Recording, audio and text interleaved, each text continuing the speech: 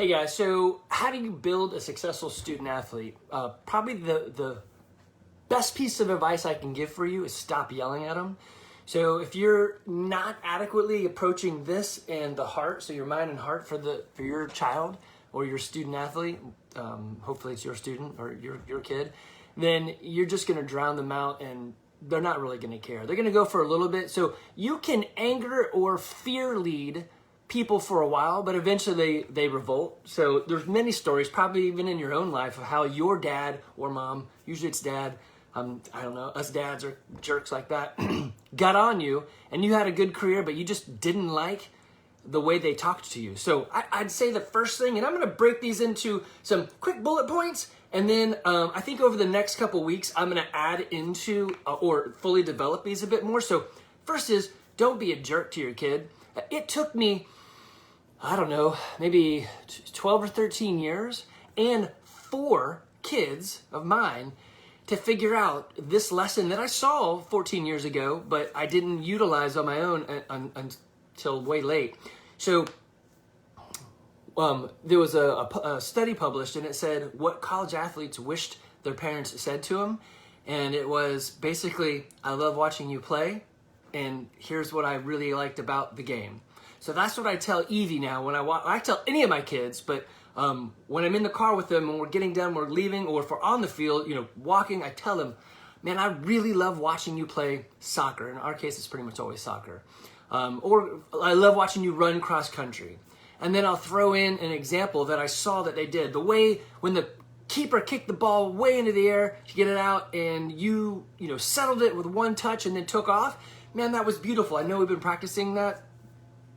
Yeah, that was awesome. So I love watching you play. Here's a success. They know what they did wrong. So, okay, next thing is don't ever yell at somebody else's kid. That's just wrong. You should have a shock collar on your neck so that people can press the button if you're going to yell at someone else's kid. So just know it's not right ever. Yeah, little Timmy should have been. Shut your mouth. Don't ever yell at someone else's kid. I don't even care if that dad is your best friend. When you tell him, he's going to be like, don't ever yell at somebody else's kid. Just keep your mouth shut. So Cherokee Impact Soccer Club has a great little saying. It rhymes, so it works. Cheer, don't steer. I think they would have said, cheer, don't be an ass, except I don't think that, it doesn't rhyme and maybe it doesn't play well for youth sports, but that's it, right? Well, okay. I'll talk more about that later, some examples of what you can and can't do. So I think the biggest thing I could give you on that is, for head and heart, is I love watching you play. This is what I saw. It was so awesome. They know what they did, all right? We'll expand on that later. Next thing is the idea of, and hopefully you've heard this before. I think in the book Good to Great, it really expands on it. Maybe even Grit. I think Grit does talk about it in probably Atomic Habit and some of these other books. But it's the idea of 10,000 hours at something to become awesome. So the difference between good to great, they find, is 10,000 hours of intentional practice. And it's a fascinating statistic. They've measured other many sports, and it usually comes down to the 10,000 hour of intentional practice. And the crazy thing is it's the intentional mundane. So it's not, let's say, I'll go back to soccer because I know it really well. It's not practicing for 10,000 hours a rainbow kick into the goal. That's not what it is. It's actually mastering the mundane. So yes, Michael Phelps has a particular body design that lends itself towards swimming, but so does the guy that came in second place. But we don't know his name. And the big thing is, he trained the mundane every day. He swam laps. Super boring, but that's what you do. In soccer, you do footwork, you juggle, right? Get on a wall and pass. In basketball, shoot hoops, dribble, right? There is the mundane, the stuff that sucks, but you don't look at the experts, the awesome, the best. You don't look at Michael Jordan and go, wow, his dribbling is really good. No, his dribbling is great, and you don't notice that because it allows him to do the other stuff that is fantastic, right? So anyway, 10,000 hours focused on the mundane. What I would give to you for your kid in this is find something that is the pedestal of your sport And make sure that you're doing that every day. 5 minutes is enough. It's a cumulative thing. If you read The Compound Effect, it's a great book about compounding your habits. So 5 minutes a day becomes more than 5 minutes a day because of that compounding effect. So pick a pillar and focus on it.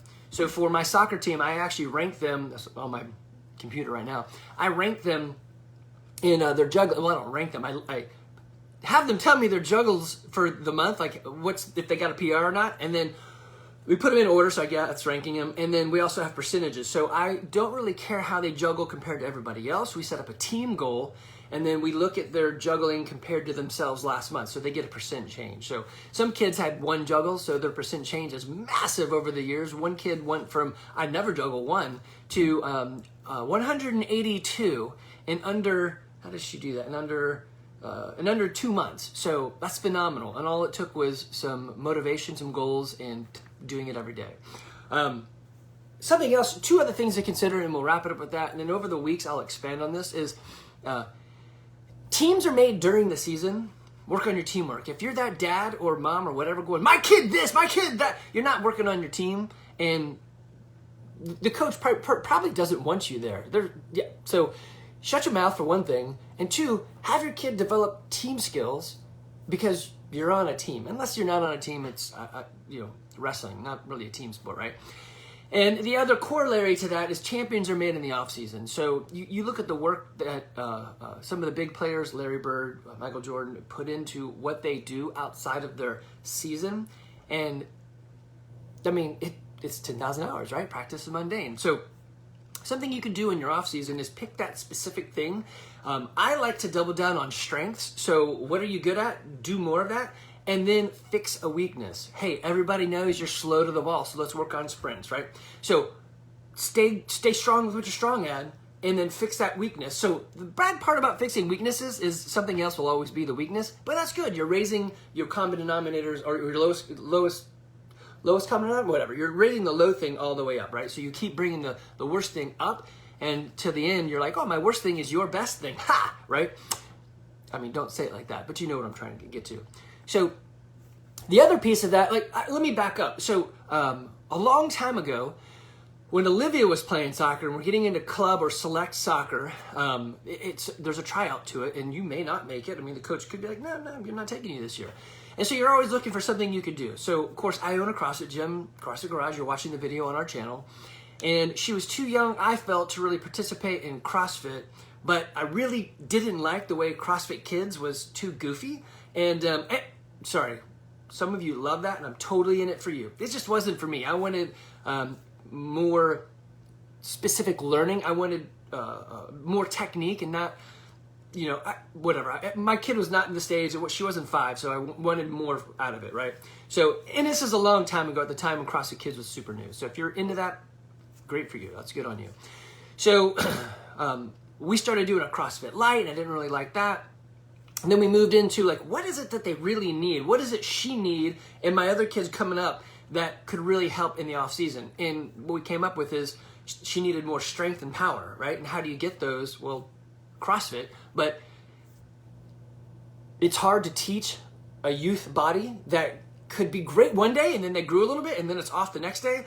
So we had to settle that down a bit, and we actually ended up going with a hybrid mixture of Mark Ripetoe's starting strength, which is a pretty dang good program for getting strong, and incorporating some other movements from CrossFit. So we created something called Summer Strength, pretty much for my kid, because I didn't like what was out there. I know there's other things that have them jumping and pulling on ropes. Yeah, I don't know.